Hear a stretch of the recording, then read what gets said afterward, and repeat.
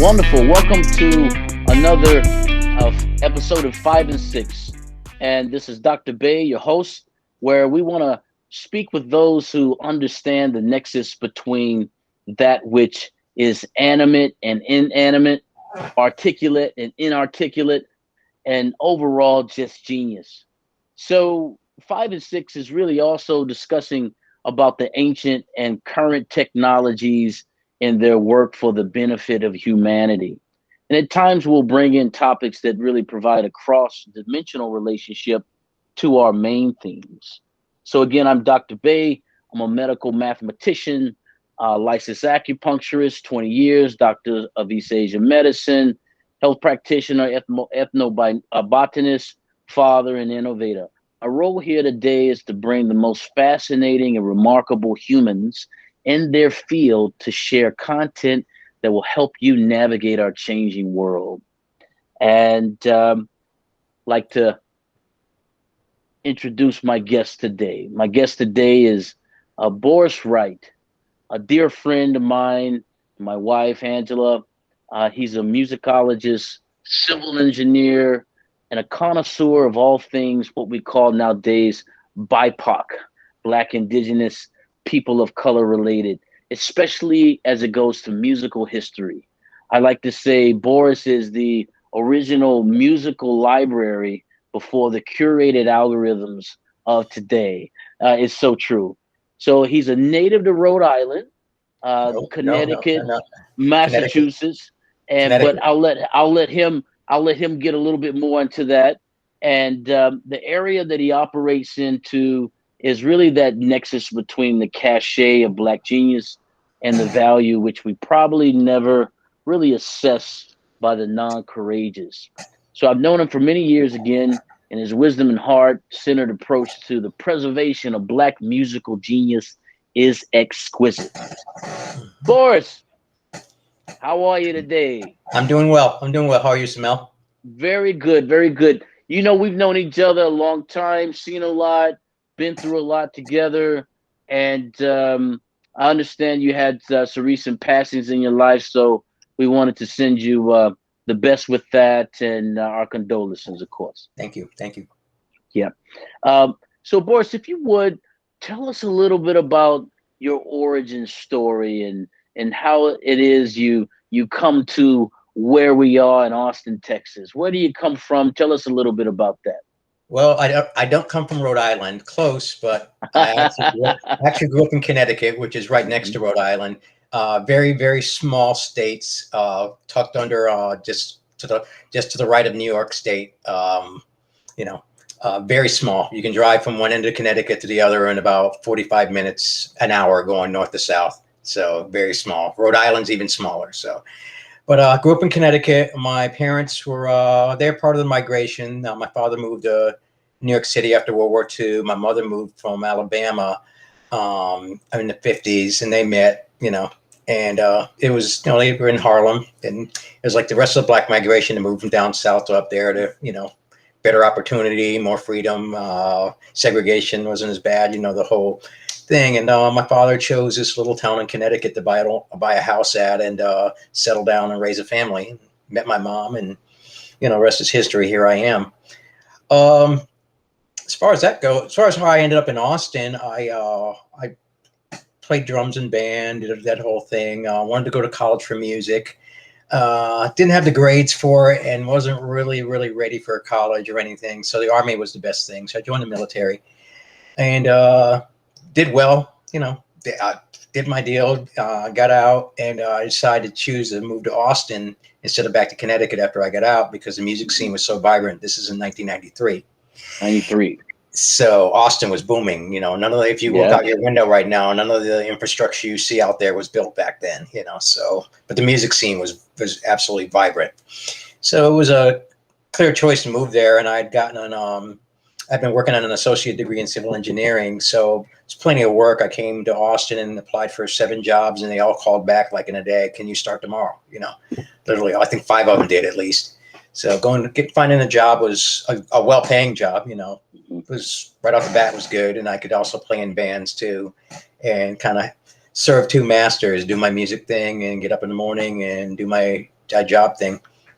And that's been pretty much my whole structure for the last almost 30 years since I've moved here. I've always kind of did two things to supplement one or the other. And it's worked well. I've enjoyed a very, very, very good tenure in the music scene here. I've gotten to know some amazing people, famous and not so famous.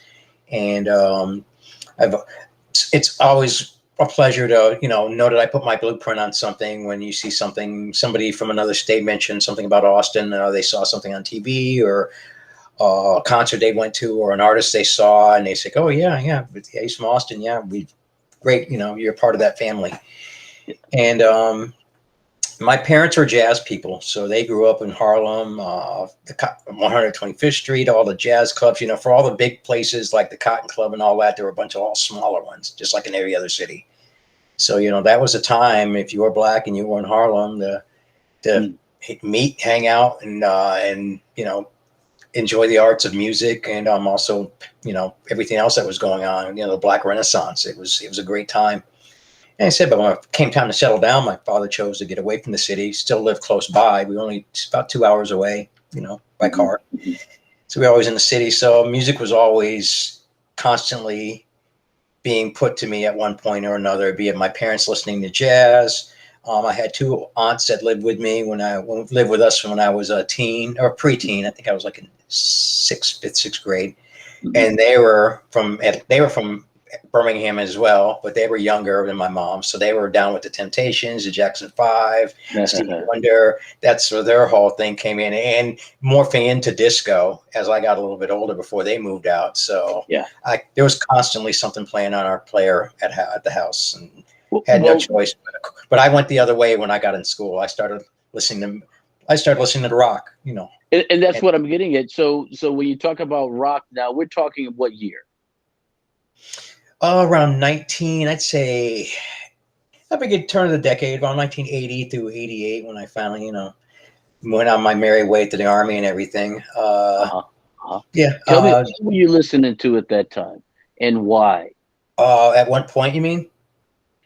So this is 80, 88. Is that right? Yeah. Oh, okay, yeah. So it was one or the other. It was pure jazz. It was pure rock. It was, and rocking this various incantations, punk, heavy metal, freaking pop, hair metal. And on the jazz side, I couldn't get away from it because that's my heritage for the most part. It's my family. So I was playing in band in school. So, I was always constantly exposed to jazz. So, Art Blakey and the Jazz Messengers. I've had conversations with people that you're probably going to interview in the future. Brandon Temple, when we first met back in 1993, we chatted. They're like, "Hey, you play drums great. I like the way you sound." It's like, "Oh, cool, thanks." It's like, "Yeah, you got a really nice Tony Williams thing going on in your cymbals." And he's like, "Oh, Tony Williams. Oh, you down with Tony?" I'm like, "Yeah, I saw him back in 1984 when I was at University of Southern." So he kind of like had, he'd met other big drummers that had met these big guys, but I think it was kind of interesting to meet somebody that was in his age group at the same level. I was like, "Oh, wow. So you got to see the Cats back in the day." And I look back on it because of my parents that really gave me the, "Hey, Mom, can I borrow $15? Herbie Hancock's playing." Or, "Hey, Mom, can I borrow $20? I know it's expensive, but Count Basie is playing at the theater at so-and-so. And honey, give Boris $20. We never know if you're going to see Count." So they always made a point of, sending me out to see things if I wanted to go see it. And, and rock concerts, by the time came to rock concerts came around when I was in 7th, 8th, 9th grade, they already could trust me to go out by myself or with another friend and hear music because they knew music was such a big focus of what I was into. Big focus. What was the first rock band you ever saw there at that time? Live? Without my parents? Yeah. I went and saw Kiss on I think it was the Alive tour. It was in 1981. I think I was in junior high school and maybe 6th grade. And my buddy got tickets for his birthday, and I was his best friend. And his mom drove us to the Coliseum, and she went to the pub and let us just go in the stadium, and we went to the show. And that was it. And saw this amazing show, and we went to school Monday wearing our Kiss shirts. And like, "You guys went and saw Kiss?" "Yeah, we went and saw." My friends are just like, the principal was like, "Your parents let you go to this?" They're like, yeah, they called my mother. My mom was like, "Oh no, Boris likes music and he wanted to go." And like, "Oh, okay." Oh, and Because so talk about that for a moment because that's a shocker for a young black boy just open, right? Just open to music, regardless of well, at whatever the that point, I'd case. already gone to see several jazz things on my own or with other people, like from our high school band or junior high band. So, morphing it, letting me go out to see a rock concert was, okay. I ended up going to see The Who right after that. Yeah, And yeah. there was actually a disaster right prior to that show. Some people got Oh, killed at a Who show. And my oh, parents still let me go. They kind of just kept the faith and like, some people got hurt in Cincinnati, Ohio the other night. You heard. I'm like, yeah, well, you just be careful. But they still let me go. Had a it's great, awesome. So my parents always trusted me that if there's something musical, they knew it was important that I saw it. It wasn't Huh. just like a fad. Well, let's get a little bit into these black rock bands, Bad Brains. Of Um, course, it's it's such a weird yeah, dichotomy with those bands because there were so many things I was into at the time, be it, and rock had so many genres. You had punk that was going on back when the punk scene was at its fullest peak, mhm. but I was too young to go down to New York City and hang out in CBGBs. I had some friends that went down. I eventually got a fake ID and went down there a few times. And went down to not CB's, but to New York City. So I saw that scene. Mhm. But there was so many things going on, and I didn't have the access to, other than my friends telling me to go see bands. I didn't just go online like I could now and say, "Oh, these guys look like they're great. I got to go see them." Oh, look, a bunch Right. of my friends are into them. I did. It was all word of mouth, and I didn't really think of myself as a black person going to see shows. Occasionally, it didn't really faze me. I'd always see other people I knew there. Just Occasionally, the bands music. will remember me as the black guy that goes to Yeah. see them all the time. Right. Right. And sometimes I see other black people at the same show. We get to be like fast friends. It's like, hey, how's it going? Good.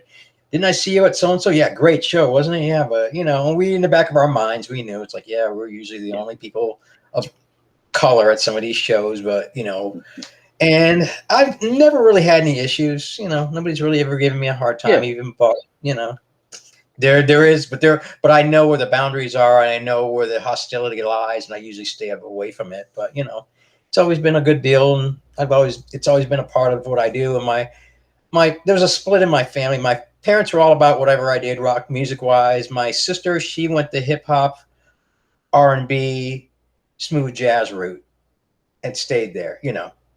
And what I was doing was like, what is wrong with your brother? How come he goes to rock concerts? All of our girlfriends are asking. It's like, I don't know. Meanwhile, hey, here's a new Soul to Soul record. Oh my God, here's the Right. new Roberta Flack record. Check this out. And hip hop. Right. And I missed out on hip hop. I didn't really get into hip hop till I moved to Austin and then Really. in the 90s. I knew about it and I knew the bands and all that stuff, but I didn't really dig into knowing what a wordsmith was or the whole Mhm. different parts of what hip hop really is, the dance, the spoken word. I didn't really get to the history and everything and learning about it until I moved here. You know, Yeah. um, Yeah. it just Yeah. it was this music that I'd have in the background in addition to everything else, or that's what the other kids were playing. So I didn't really get into it. And same thing goes for reggae. Reggae was something I liked, but I didn't really dig in and Mhm. learn about it Mhm. and appreciate it even more until I moved here. And the other genres are there, so it was easy, rock and Mhm. Mhm. soul, and there's parts of rock, funk, which is R&B, soul, and jazz, all kind of combined. Right. You know, But in regards to, say, in the rock influence, again, the Bad Brains, the Fishbones, yeah. when just personal revelation as to a witness in those moments and spaces, tell us a little bit about that. Uh, I didn't see Bad Brains until I moved here. I should have Okay. saw them years before. I hear about those shows, and I was like, man, I wish I could have been there. Back in Mhm. '88, '89 when I was younger, but I didn't know about them. So Fishbone was a band I got turned on to when I was living in Connecticut. A friend of mine turned me on to them. He's like, "Oh, you ever hear Fishbone? No, here, check this out." It's like, "Oh, it's ska." Oh, And wait what a minute, no, album it's is not this? ska. What It's funk. album is this at the time? And this was probably either Truth and Soul or Reality of My Surroundings, one of the two. I think it was Truth and Soul. It's like, wow, these guys they can change it up. And, that Yeah. kind of opened Yeah. my eyes to musicians that can actually not just play one genre and play it to the nth degree, but take anything you can throw at them and make it into a show or into a composition. Mhm.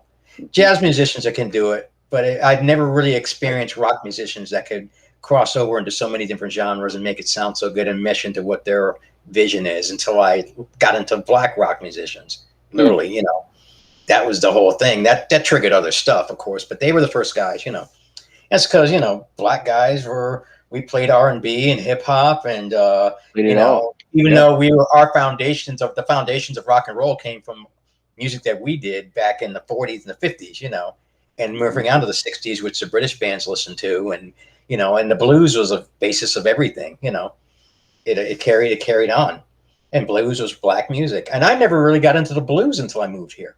Blues is just something my mother listened to, you know. You know, I understand the concept. I met some guys from France when I initially moved to Austin, and they told me, they shook my shirt. No, this is, but no, Buddy Guy and BB King, that's good. But if you really, really want to dig deep, you can go deep, you know. And of course, it came full circle of what rock and roll is, you know. Of what it is, yeah. And, you know, talk about that. I mean, there's, you know, more than 1 million, 2 million, 3 million people that moved to Austin or the surrounding area, of course, in the last 10, 15 years. Yeah, there was 700,000 people, I think, here in Austin around when you got here. When I first got here, I had an experience with a homeless guy.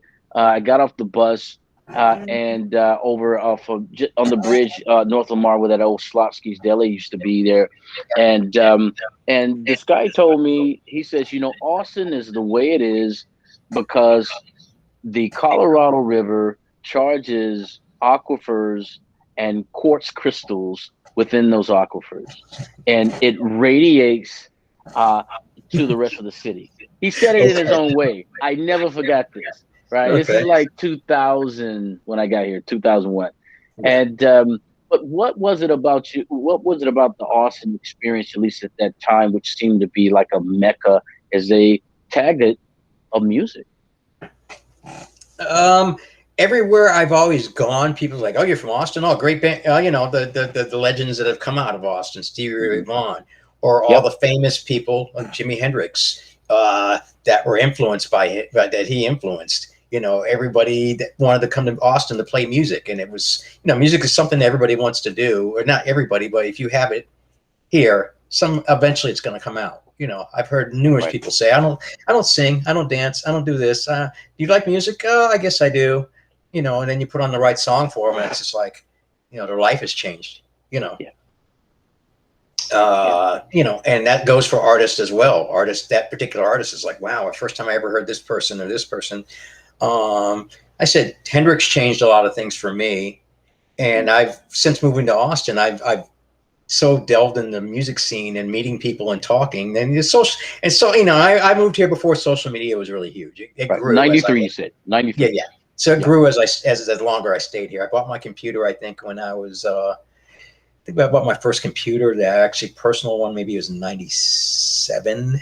8. It wasn't, you know, it was pretty far along down the line. I had some, you know, little word processors and some other stuff, but, you know, so getting the word out and learning about music was all about what everybody wanted to do when they came to Austin. I'm going to move to Austin. I'm going to start a band. I'm going to do this. And then a lot of them moved here, actually got successful, and moved to LA, where they could figure they could be more successful. And now a lot of them have moved back.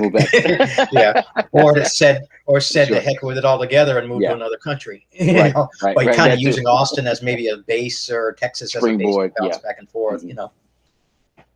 Well, tell me about, you know, your inception with these organizations, South by Southwest, ACL. You know, you were there on the ground floor a little bit. A quick employment history. I started as a volunteer at South by Southwest in 1998. A venues crew, special venues crew. We take care of we manage the lines. We make sure the venues stay at capacity. At that time, though, we were actually jack of all trades. We very much dealt with everything, including production and freaking, you know, everything. So I started in 98. They made me a crew chief, I think, in like 2000, I believe, maybe 2001, something like that. And then they moved me on to a staff member in 06. And then in 08, I just became seasonal staff, where they hire me every year. And that's been it. So I've been with them for 22 years. It's been fascinating. It would take a 9-hour documentary to cover it all. Of course. Well, but I've got to get one of your wildest stories, epiphanies from your sojourn, 22 years there at one of the events, South by or ACL. You pick up the guys from the airport, right? No, You not get to necessarily. see Well, things. no, not necessarily. I usually sometimes I'm dealing with producing their stage, so I'm there when they show up. Okay, It's when what they throw at you. It's whatever they throw at you. yeah. I wish it Give was that easy. give us a story. Give the listening audience a story that really encapsulates the There's only like experience. I can only give you two that are really even worth. All right, They say sure. take a 9 hour video.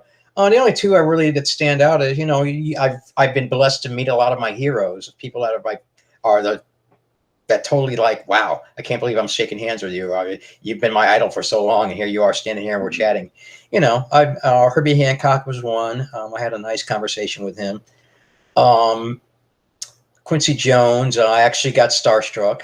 Like, oh, sir, it's so nice to meet you. I quivered a little bit, and he could tell I was just so. And he shook my hand and actually gave me a brother's pat. Said, "Nice to meet you, brother. That's good. Keep doing what you're That's doing." good. And I met the first lady, Mrs. Obama, a few years ago. Just standing on the line, she was greeting everybody, and I said hello, hello back. And she said she was very impressed with our organization, and I was like, oh, well, thank you, And about the biggest one that stands out is I met Mark Zuckerberg back in 2006 or 7. I think it was 6. And Not in a rock band that we know no, of. no, no. It was during South by Southwest. This is just South by Southwest. Yeah. Austin City Limits is a whole other ball game. Yeah. But it was at a trade show, a tech trade show. I went down. I was trying to get a wristband for a launch party for Facebook, And so I went down and I introduced myself, and they gave us a little pin that said, with the Facebook symbol on it. And I actually sat us down in front of a laptop, and we set up a profile, and they gave us the wristbands for the event. I'm like, oh, thanks. And I didn't know that was Mark Zuckerberg. It could have been you. And his business partner. They were running their own booth because they had just started. They were trying to. I see. And what year is this again? This had to be either 06 or 07. I think it was 06. And knowing what I know now, I wish I'd gone drawn $1,000 out of the bank and just given him here's $1,000. Go buy some new laptops. Sure. Give me a receipt. Yeah. Give me 1% when you guys never go public. Forget this face, right? yeah. Don't forget this. Now, just not knowing. Yeah. And of course, everything from then on, you and I wouldn't be having this conversation if it wasn't for some incarnation of Facebook or Google or everything else, And I had a classmate also who was one of the chief tech officers for Google that I didn't know until she actually came and did a tech panel during South by Southwest. And we kind of reunited and like, oh, hey, we went to school together. I was like, oh, you're this. So, South by Southwest has had its moments. As for ACL, Austin City Limits Music Festival started in 2002.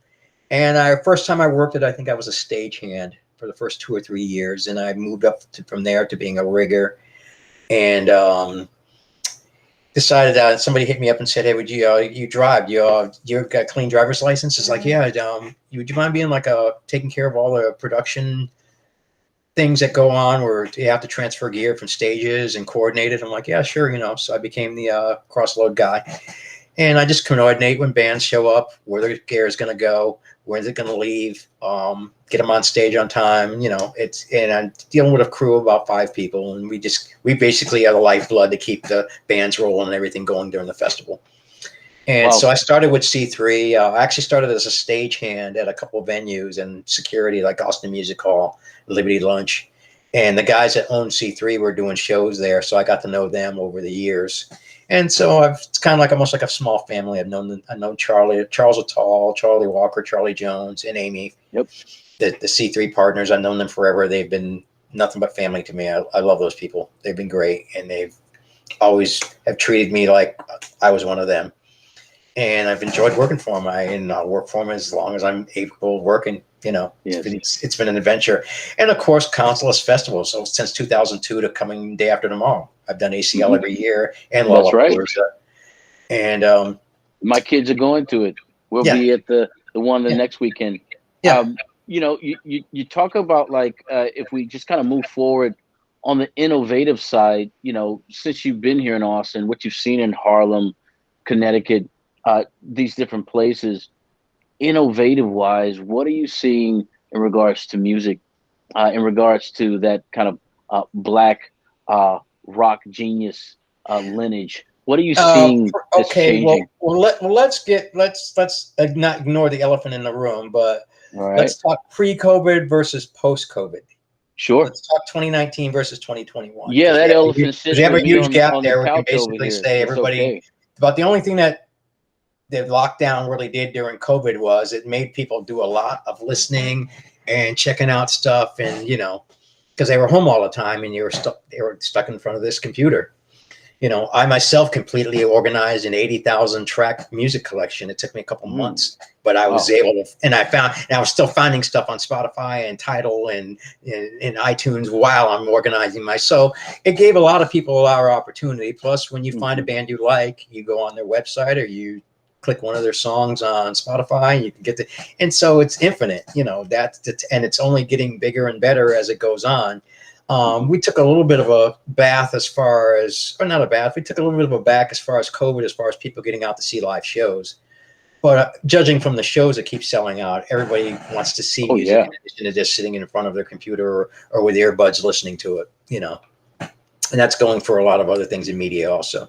So some of that innovation in media, you're seeing that more curated content wise, but also just the basics of folks just wanting to be around. We're human beings. We're human beings. We're creatives. We have to get out there and do things. Be it what's behind you, the art, or behind me, music. And that's I think I've always had the philosophy the arts are the glue that kind of keep everybody literally from grinding to a screeching halt. Sometimes mentally, be it music, be it art, be it some kind of an outlet, be it gaming, whatever you do.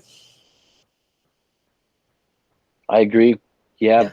Where would we be without the artists in the world? Yeah. Yeah. That's all arts. That's everything. And you can break down the word art to where it can be avant-garde jazz, Baroque music, or just abstract paintings, or or poetry, or whatever. It's just so many different things. In addition to freaking sitting there in front of a computer and doing technical drawings, and it's infinite. Making films, making documentaries.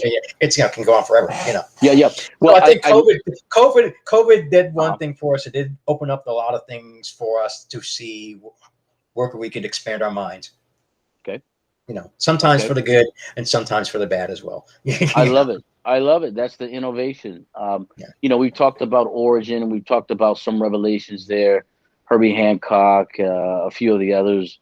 I had my mind early on meeting Outkast and Lauryn Hill and all of these folks in Atlanta coming up. But, as we're moving forward in the innovative side I was watching this kind of Invest Fest, looking at what's out and the innovation of, say, music, and how, as you mentioned, pre-COVID, post-COVID, how that's really spawned a lot of this. I see it in healthcare as well.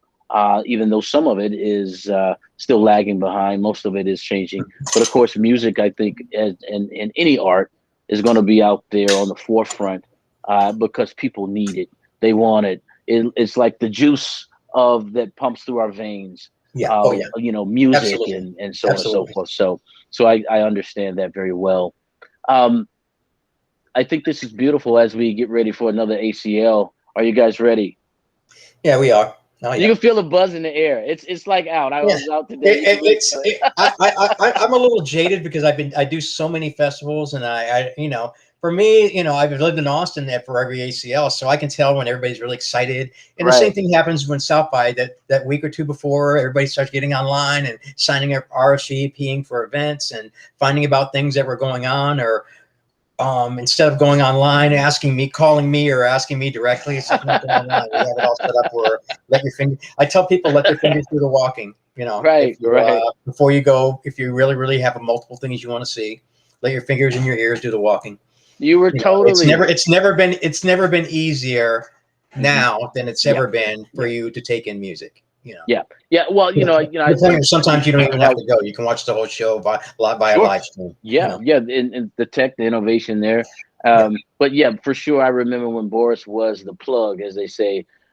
Anything happening, ACL, South by, you were the call. And I just regurgitate what I hear from other people. That's the communication. And He's saying now just go online. He's not. He's done with that. So yeah, well, it's so it's got never it. been it's never been Yeah. easier.